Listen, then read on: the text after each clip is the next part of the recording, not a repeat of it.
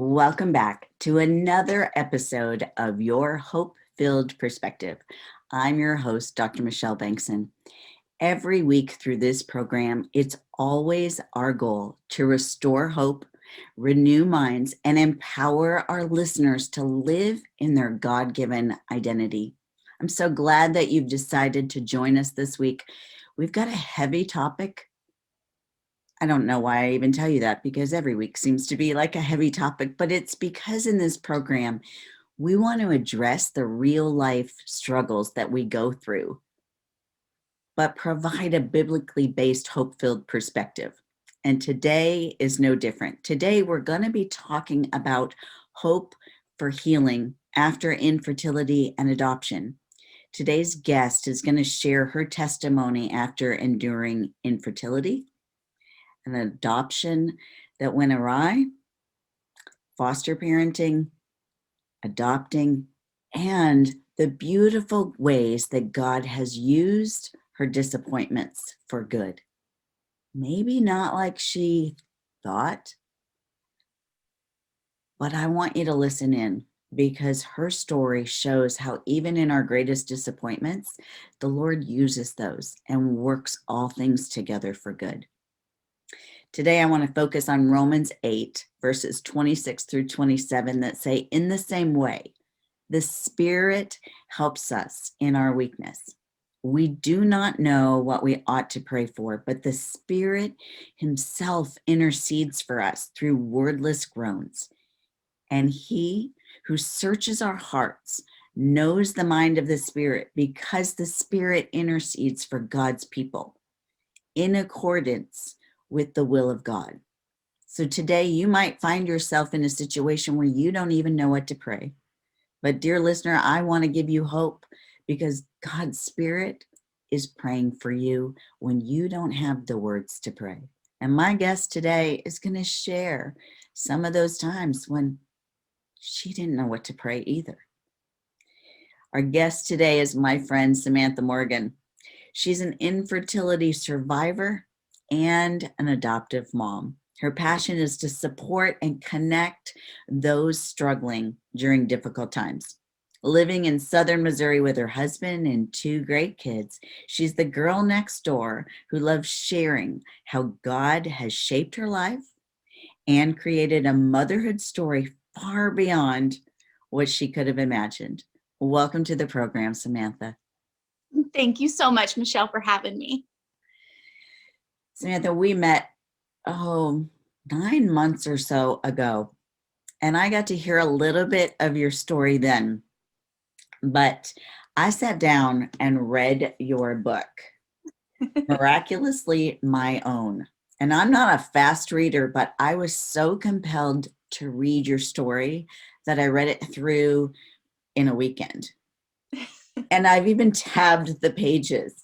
Oh my goodness, girl, what you have gone through. I think so many of my listeners will be able to relate to, even if they haven't gone through infertility or adoption. We've all gone through waiting periods where we wonder, God, what are you doing? And are you even listening? Are you hearing my prayers? Are you answering them? So I'm so honored to have you on the program today to share a bit of your story and the hope that you found through it. Samantha, so often our passions and our trials come, so often our passions come out of our own hurts and trials. So would you share a bit of your infertility story with my listeners? Yes, I'd love to. Like I said, we are an open book, my husband and I really started this ministry to speak to women who were going through the waiting period. And it's really turned into that waiting for whatever, whatever they're waiting on. When you open up and you share your heart, people trust you, and so I would love to. When we started thinking about a family, of course, when we got married, we talked about kids, talked about how many we wanted. I vetted my husband and I made sure he was the one that I wanted. And so we didn't talk about infertility. It was not even in our vocabulary. And of course, we didn't think about it even think that that was possible. So after I had our marriage planned out. After 2 years, we would start trying for a family and have the perfect little family. And so after 2 years, we stopped preventing it. We had no accidents up to that point, as some might say. And after getting off birth control, I knew something wasn't quite right. And so we kind of went into that first year of, am I okay? And so is something going on? And women are not considered infertile until you've been trying for a year. So even if you go to your doctor after 6 months of nothing, they'll go, oh, just keep trying. They will not usually send you on to fertility doctors unless something is actually wrong. Life is such a miracle. There's actually only a 25 to 30% chance of actually getting pregnant. 2 healthy people getting pregnant every month. 25% chance. 25 to 30% chance for healthy couples who are actively trying to get pregnant. So that means there's a 70 to 75% chance couples will struggle. Oh yeah. Pregnant. Yes. Wow. Yeah. And so that's why when it happens, when you're ready, you want it to happen immediately. Of course. And sometimes you're like, well, it took me a few months. Well, that's why life is truly a miracle, and there's purpose in God creating life, and when He creates life.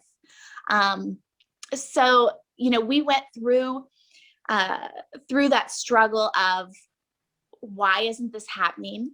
Why are we having to wait? And we ended up, after 6 years of marriage and 4 years of actively trying with a fertility doctor, with all of the shots and the medicine and the whole gamut. Our fertility doctor kind of sat me down and said, the sun and the moon and the stars are going to have to align before you two get pregnant on your own. You need to go do in vitro fertilization. And I didn't quite feel comfortable with that, at that time.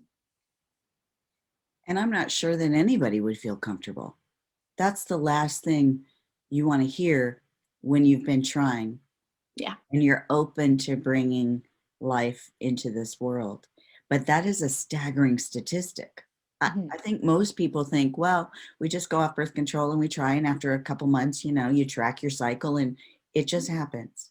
Yeah. But sadly, for so many, Samantha, what's the statistic for how many people will struggle with infertility? How many women will struggle?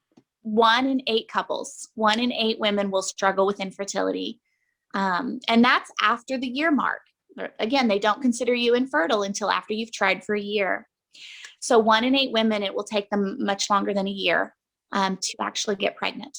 So listener, if you're not one who struggled, this is still an important episode, because part of my purpose in doing this podcast is not just to reach those who can relate to my guests and their struggles, but it's to make us more aware and to teach us how to show the love of Christ to others we know who may struggle. So Samantha, what you're saying is that if my listeners aren't struggling with infertility, they know somebody either in their family or in their friend group, or someone that they work with, or someone that they go to church or in small group with, and probably they know several couples. But my guess is that they don't know that they know them, because this is such an area of pain and, for many, shame. Yeah. Is that a fair statement? Oh, absolutely. There's so much guilt that comes with infertility, because you're a woman. You're supposed to have children. You're supposed to mother something. Eve was the mother of all living. Right. That is in us to be a mother. And so when it doesn't happen, besides the fact that when you talk about fertility, you're talking about someone's bedroom behavior.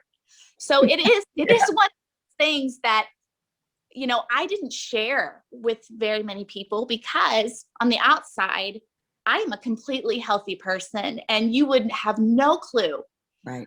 what was going on at home, or that we were struggling. And then, it affects your marriage as well, so it puts that wedge, that extra layer of difficulty on a new marriage.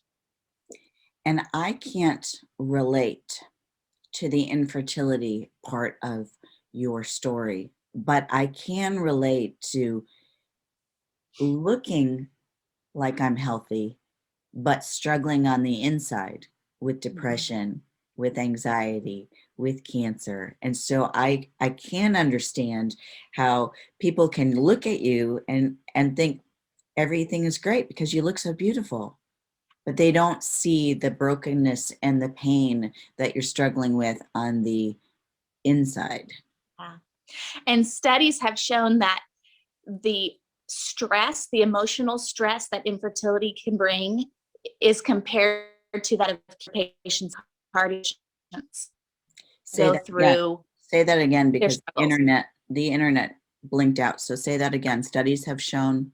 Studies have shown that the emotional stress that infertility puts on a woman is comparable to that of cancer and cardiac patients. I believe it.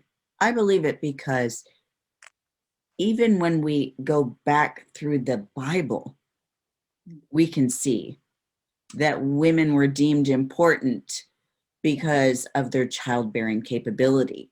Yes. And we see the shame that the women who were barren felt. So we've been given that biblical reference. And I am so grateful, Samantha, because God was so good to give us examples of the things that we would struggle with today. Everything from infertility to depression. Mm-hmm. He knew what we would struggle with. Yes. Yes. You mentioned in your book that you confessed to your friend Joy that you didn't know where God was or why he had forgotten you. I think so many of us have had those thoughts. To the listener thinking that now, what would you say? I was very much a baby Christian.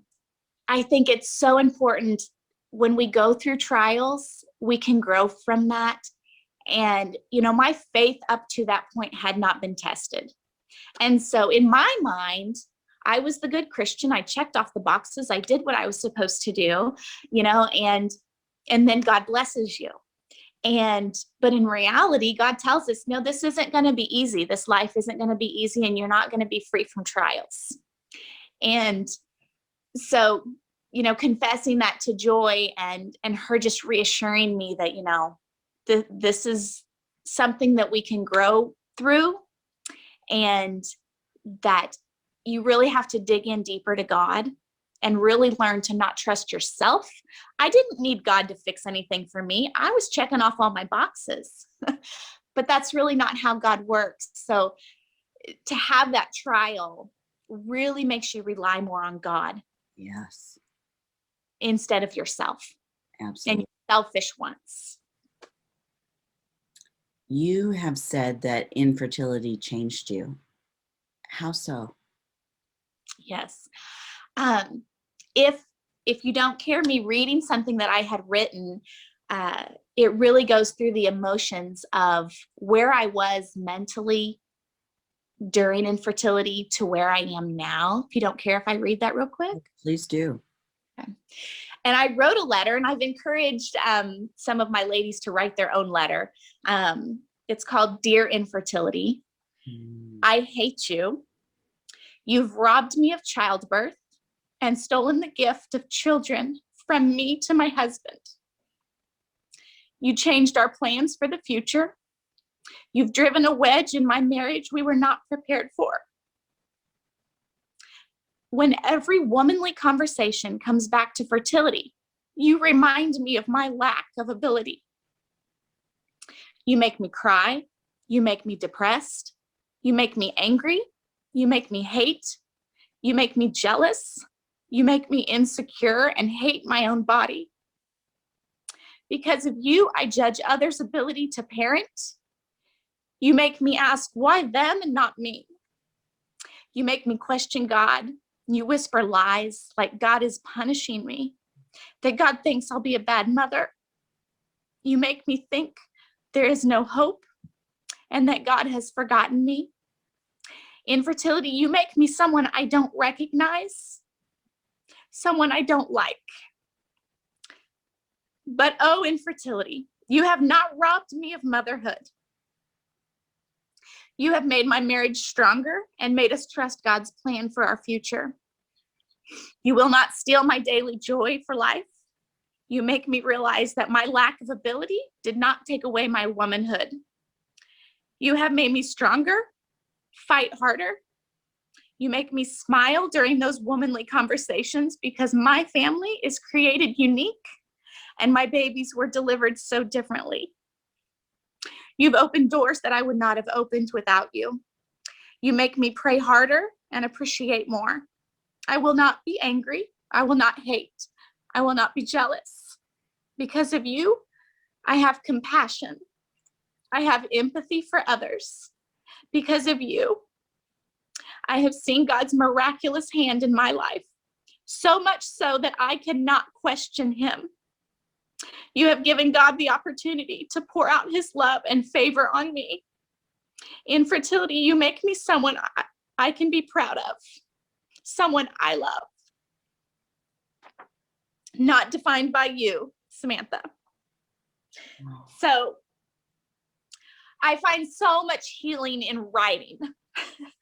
So yeah, infertility just completely consumes your entire life. Yeah. In the moment. Yeah.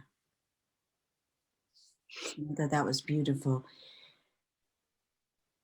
That makes me think of the poem that I've clung to many times about what cancer cannot do to me. Friends, I don't know what situation you're going through, but that letter that Samantha just wrote can be true of so many different life trials. On the one hand, those trials rob us of so much, but if we're willing to trust God, then on the other hand, he will bring us through it stronger with valuable lessons and knowing more of his character. We're going to take a real short commercial break, but I want you to stick around because I want Samantha to share some of the journey. She shared some of that infertility journey, but we're going to go off into her adoption journey next. We'll be right back. Welcome back to your Hope-Filled Perspective, where my guest today is my friend Samantha Morgan, who's sharing her story about infertility and adoption. It's a story that's not necessarily a pretty one, but it's so important, and she's going to share the hope that she found through this journey. Samantha, before the break, we were talking about how infertility changed you. You have also said that giving your infertility to God allowed you to get out of his way. Can you explain what you mean by that? Yeah. When I made the decision to stop feeling sorry for myself and decided that, whatever God has in store, I'm going to accept that. And I'm going to allow God to work. And I don't have control over it. This was something that I could not control. Yeah. And I needed to stop fighting that. It really gave me that peace of saying, okay, have your way, take it away. Let's see what you can do with this. My husband really is the one that was like, okay, we have to stop asking why and start asking why not. Why not us? We can handle this. We need to stop, put our big girl pants on and, let God take over, Let's talk about that for just a minute, because as a neuropsychologist who has walked with families through this and through many other trials, so often the two spouses approach the situation differently. Mhm. And for you, as the female who has been bred to believe we're here on earth to give Yes. life, Yes. can you just walk us through briefly the difference between how you handled the situation versus how your husband handled it? Because this is a major stressor on both parties, but you can't approach it the same way. Yeah. No. And my husband was very much supportive as to what I wanted. He's like, okay, if you're ready for kids, I'm ready for kids. If you're not ready for kids, I'm not ready for kids. You know, he was happy either way. He just wanted to make me happy. Well, you know, when it wasn't happening and he saw how upset I was, you know, obviously he wanted to fix it and he couldn't. Yeah. But he really was the one of reason that said, okay, we can't control this. And so we have to look at this logically and biblically and what was next for us. So he was very much less emotional about it and really said, you know, I did not marry you to reproduce. Even though that is what, you know, I wanted to do. I wanted to give him a family. Yeah. But he just was like, I didn't marry you to just reproduce. I enjoy you, you know, just as much like Elkahan told Hannah, am I not enough for you? You know, I love you without children. So, and I think when we started talking about adoption, he was very much against it. I remember that. I Yes. read that in your story. And listeners, I'm going to put this in the show notes, but Samantha has written a beautiful memoir called Miraculously My Own. And in there, you talk about how he was very much against adoption. He was very, you know, until something happened. What was that yes. something that changed his mind? Well, his mother had worked in social services her whole life. So he, you know, that puts a spin on, if you know the bad stories, you've heard all the terrible stories. I do too. I saw them. Yeah. Very against it. And so I started praying. I knew I did not want to go further with fertility treatments. Start that over. The internet cut out on you. When I decided to go, that I didn't want to go further with infertility treatments, I didn't want to do in vitro. I really started praying for God to soften his heart and prayed specifically for him. You know, he was okay not having kids, but I wasn't. And I got to the point of acceptance that, okay, if this isn't for us, what do you want us to do with this? Mm-hmm. And so I prayed specifically for God to soften his heart and his mind, because I didn't want to change his mind. I wanted him to come to that point on his own. Wise woman. And I for an appointment for him. And he just happened to go into the insurance agent one day and talked with the insurance guy, and in the floor sat the insurance agent's little girl. And he's like, I didn't think you had a little girl. And they started talking, and he had just adopted. Him and his wife had just adopted. And Michael was able to see what adoption could look like, and that she was this perfect little girl who was intelligent and, you know, could talk to him. And so he really saw what adoption was and could be, instead of the terrible stories that he had heard, or, you know. And so I had prayed for that point specifically for him. So. And what happened when he came home after that meeting? He came home talking about this little girl nonstop. He's like, oh, I met the most amazing girl. You have to meet her. Tim and Laura had adopted her, and she's from, she was from Eastern Europe. And so they had adopted internationally, and he just went on and about her for days, didn't stop. And then we ended up going out to their house and having dinner with them. And he's like, you need to talk to Laura and see how they did it. And he was just sold.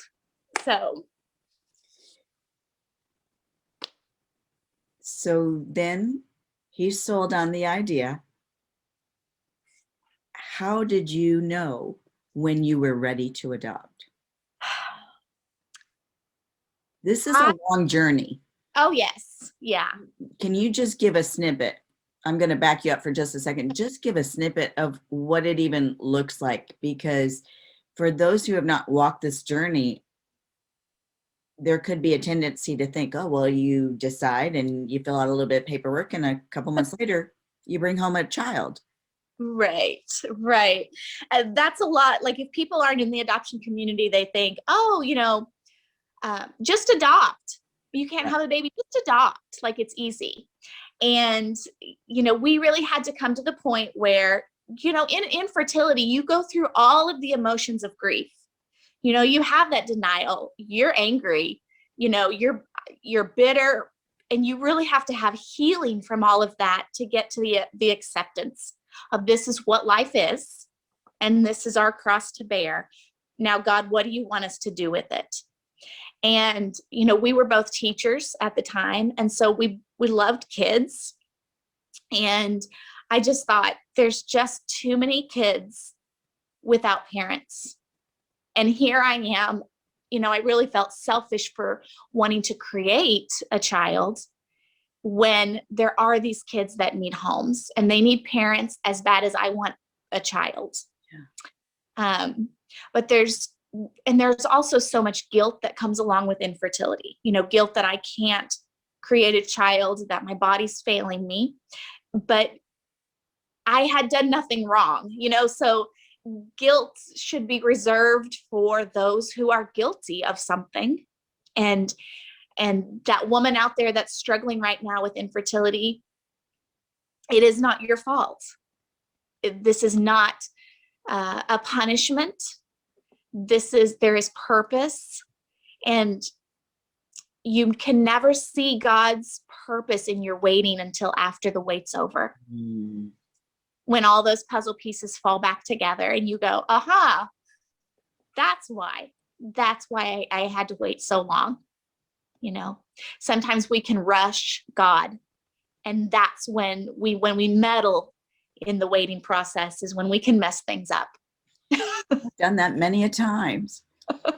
So speaking of rushing and waiting on God's timing, let's go back to my question. Then how did you know you were ready to adopt? I really had to have a heart change and come to the acceptance.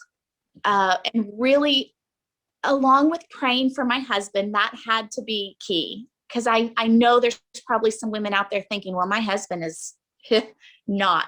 Trust me, so is mine. He was. So I really prayed for my husband, for him to be 100% on board.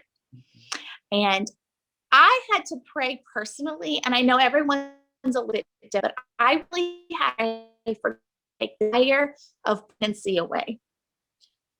I didn't want the desire of pregnancy. Okay. I prayed for God, if this is not going to happen, take that desire away. Because I knew I got to that point of, do I want to be pregnant or do I want to be a mom? And I just wanted to be a mom. Yeah. And I knew motherhood was going to last so much longer than 9 months, that I just wanted to be a mom. And so when I really came to that acceptance, I prayed for God to take that desire of pregnancy away. I prayed for him to soften Michael's heart, and to really put us in the position to adopt. Because if you've not healed from infertility, not gotten that acceptance point, or if God hasn't taken that desire away, then that means you need to continue with treatments. I don't want anyone to feel guilty if they are going through infertility and they go, I don't want to adopt. There should be no shame or guilt there either. Because that is not God's plan for everyone. No, absolutely not. So his plan for you was not necessarily going to be the same plan that he has for our listener today. Absolutely. Yeah, absolutely. And not to say that there was anything wrong with IVF. I have several friends that have tried IVF. As we were going through, deciding what to do, I had a very close friend who was going through IVF at that time and had spent so much money and so much pain and, the procedure, and it didn't work. And I saw that devastation and I thought, my heart is too soft to go through that. And I needed that for sure thing. As long as I had to wait to adopt, I needed that for sure instead of a chance, because we didn't even know if we could get pregnant. We had not even had success at sustaining or even creating life and getting pregnant. So the chances of in vitro to me were not, doing that was not high enough, to try. So then you decided that you were going to apply for international adoption, and you even flew across the world. Share a little bit of what happened in that next part of your journey. We did. We decided, and again, Lizette, the little girl that Michael kept talking about, she was from Eastern Europe. So I really started researching adoption agencies and countries that were in the Hague process, the Hague Convention. The Hague Convention makes sure that countries and governments are doing what they should be in the realm of adoption. They're making sure that children aren't being trafficked. They make sure that everything is legitimate in an adoption. So if you're thinking of internationally adopting, you need to make sure that your country that you go to is in this convention. So I started researching every aspect of international adoption. And I'm going to have to go get my power cord to my phone. Okay.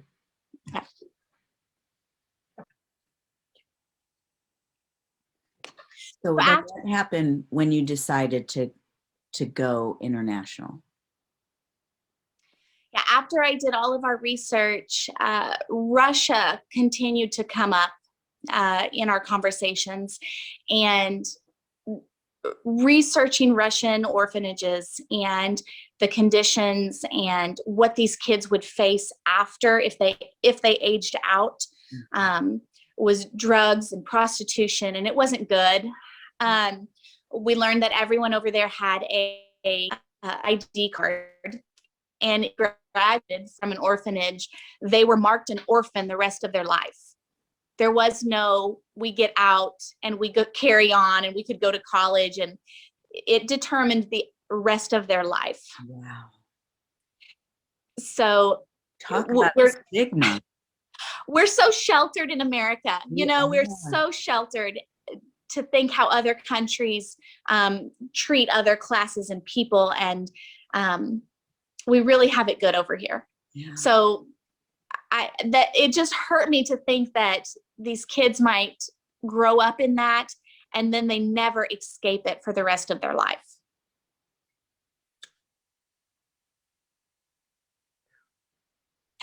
So you decided that you were going to try to adopt multiples.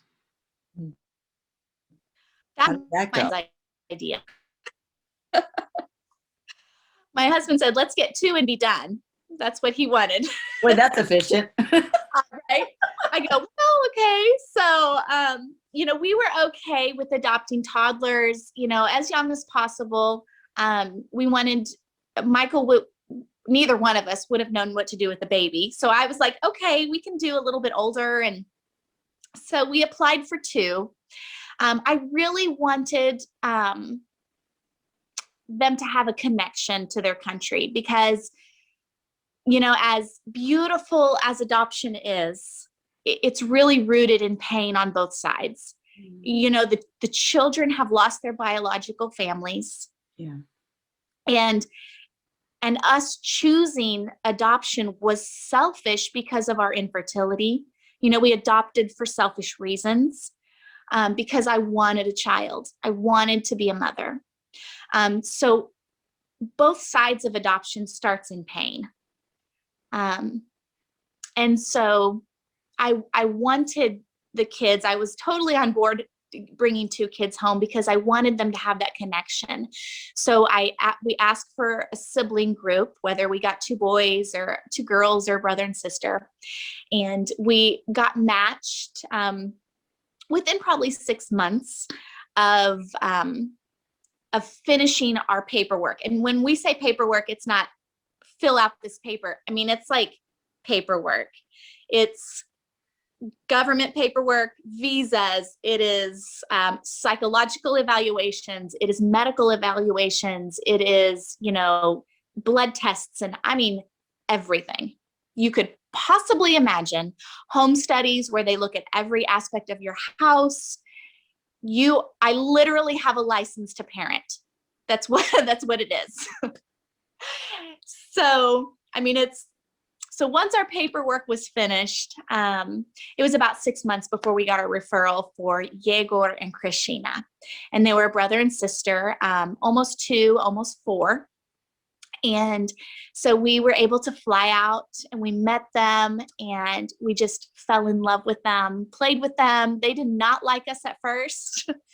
It's not that beautiful reunion that I envisioned. There was lots of crying, lots of tears. We didn't speak their language. But eventually, we kept coming back and we kept coming back and they started trusting us. And so by the end of our visit, it was just, they were happy to see us. We were happy to see them. And wasn't Michael warned? They're probably not going to like you. Yes. You're a man, right? They probably haven't seen a man before. Wow. Unless they were walking in through to fix the toilet or something. Wow. So he wasn't much help. When they first brought him in, right. They were like, just stand back and let them get comfortable with you. Let mama take over. And, so they bring these kids in and they go, da, mama, mama, mama. And these kids are like, I've never seen this woman before. Mm-hmm. So we, after that visit, we just planned our whole future around them. That was it. And so we came home and fixed the bedroom, right? Yeah, the bedroom was ready. We had baby showers and the whole shebang. We were ready. We were ready to bring them home, complete with monogram frames and everything. Yeah, everything was ready.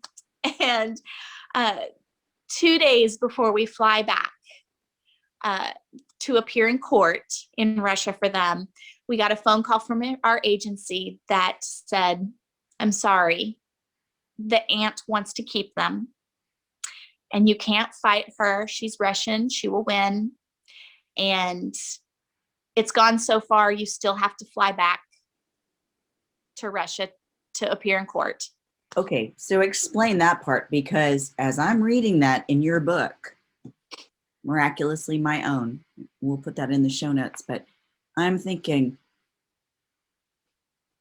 how unreasonable is that to cost you money to go back to a Russian court to say, okay, we won't fight for these kids, the aunt can have them?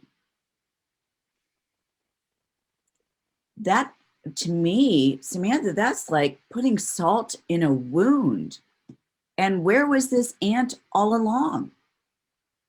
2 years. 2 years they were in the orphanage. Yeah. So, yeah, I think I described it as pouring salt in a wound that was being cut at the same time. That's That's kind of I how, felt it. I felt it for you. yeah. Um, and then they said at the end, oh, by the way, we don't have any other kids for you to see, but we'll try. And I thought, we'll try. Okay. I was so mad. I was, and I was mad at God. Yeah. I thought, how dare you? I have done everything that I thought I was supposed to do. And these kids just snatched me now. So being the, you know, solid, realistic, Michael, he is like, we can't control this. This is terrible, but he drugged me back on that plane um, to go. Before we got on, they did call us and say that they had a little girl that we could visit when we got there. They didn't have two, they didn't have siblings, but they had found a little girl, and I was just like, whatever. I was like, you deal with them. I'm done. And at that point, I was, Because you have to be thinking, okay, great, you found a little girl, but am I going to get over there? And then you're going to say, and I'm going to fall in love with her, and then you're going to say, oh, changed our minds. You can't have her. Yeah. So I did not even think about her on the trip over there. And then the planes and everything was going wrong that trip. Everything was terrible. Getting back a flight, didn't you? Yeah, we missed a flight. We got stranded in Germany. It was just one thing after another. And I'm just like, I got back to that point of, God, where are you? Yeah. And so we got there just in time the next morning for court. And everyone was so apologetic. Like, they kept saying, this never happens. We are so sorry. And I truly believed them, because even the judge, Russians are so stoic and very little emotion. And even the judge said, we are so sorry. This does not happen. This is a very unprecedented thing that has happened. And we could tell that you loved the kids, and we're sorry. And so they adjourned court, and they said that we could go back over to the Secretary of Education to look, to apply for more kids. And after court, the little Russian orphanage director got us in real close with our translator. I mean, like, real close. And was talking in Russian. And our translator looked at us and said, she says she picked out a baby for you. She feels terrible about what happened, and she picked you out a baby. Not the little girl. I was thinking it was the little girl. Okay. At that point. And she said, and then she said something else, and our translator said, he looks just like Dad. Meaning she went and picked out our son and thought he looked like Michael. And so at that point I thought, is this real? Is this like, I didn't know what to think. I didn't know whether to be hopeful. I didn't know whether to be scared. And so we got back in the car with our worker, and she goes, well, I was going to surprise you, but Inga went and picked out a little baby for you. And she said, Americans do not get babies. He was 10 months old at the time. And she said, Americans do not get babies. But she felt so bad, because this doesn't happen very often. She felt so bad. She went and handpicked him. And so we need to go there first. And we have to stop at the secretary. But don't let him know that you know about this boy. So everything is, in Russian. You're like, okay. So we had to meet him on Friday. We met the little girl on Saturday. And on Sunday, we had to decide, because we had applied for two, whether to take them both or to just take one of them. And it was like No another day. pressure. No pressure at all. So I fell in love, obviously, with our son immediately. I knew he looked like my brothers. He looked like my dad. I know they picked him out because he looked like Michael, but he looked like my side of the family. He had dark hair and big brown eyes, and he was just perfect. And so I just immediately fell in love with him. And we met the next day, and she was perfect. She was beautiful. But I just didn't have that green light. I just didn't know if she was ours. And so I was reserved with her. And she was only 5 months older than Rush at the time. So I was like, this is going to be like raising twins. They're not full siblings. So I was just very hesitant when we had to make that decision on Sunday. My husband, who was not for adoption at first, wanted both of them. He wanted to take all home. And so we really talked, we were kind of arguing about what we wanted, and I just said, I don't have the green light that I don't have, she's ours, and I don't feel comfortable about it. I didn't have peace about it. And so our agency worker had come in like it was just any other day. Okay, what you choose? What do you choose? And, I said, we definitely want Nikita, the little boy. I said, but we're just not sure about her yet. And she's like, well, you can visit her again on Monday. And Michael's like, okay, that would be good. Let's go visit her one more time. He wanted me to convince me. And I said, well, will I be able to see him again before we leave? And she goes, no, I'm sorry, there's no time. And I was just like, I did not have peace about that. Like, I wanted to see my baby one more time before we left. And so she left to go talk to another couple who was adopting. And I just got that when she left, Michael's like, this is going to be a good thing. And I just got that overwhelming peace that she is not our daughter, and that she belonged to somebody else. She was healthy. She was beautiful, and she wasn't ours. And so, we talked about it, and I told Michael, go knock on that door before we change our mind. And the agency worker, after she was finished, came back over and shared with us at that moment, she was telling that couple that their adoption had fell through. Oh my goodness. But that never happens, right? That never happens. And so they actually went the next Monday and visited Hannah. We were able to go back and see Rush again. And so they adopted Hannah, and I get to stay in contact with them still today.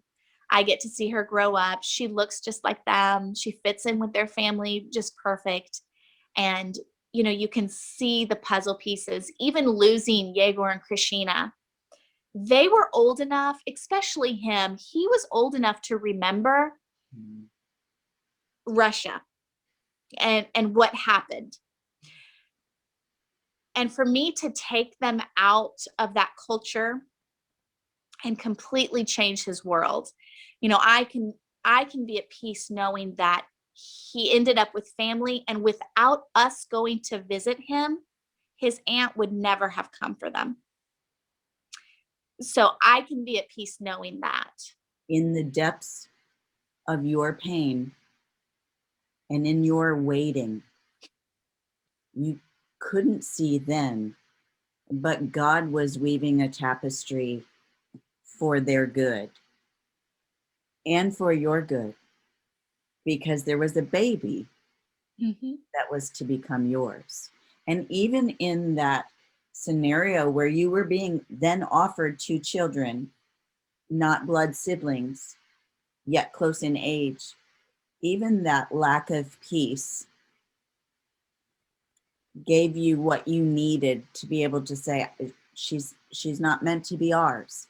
Mhm. But what it did was free her up for a family who was going through the same pain that you and Michael went through, being told that the adoption failed, and they've now adopted her. Yeah. And so, listener, that's why Samantha's story was so compelling, and I wanted her to come on here, because even if you cannot relate to infertility or adoption, all of us can relate to our prayers not being answered the way we want them to be answered. And all of us can relate to being in a waiting season while we're waiting on God to answer our deepest cries.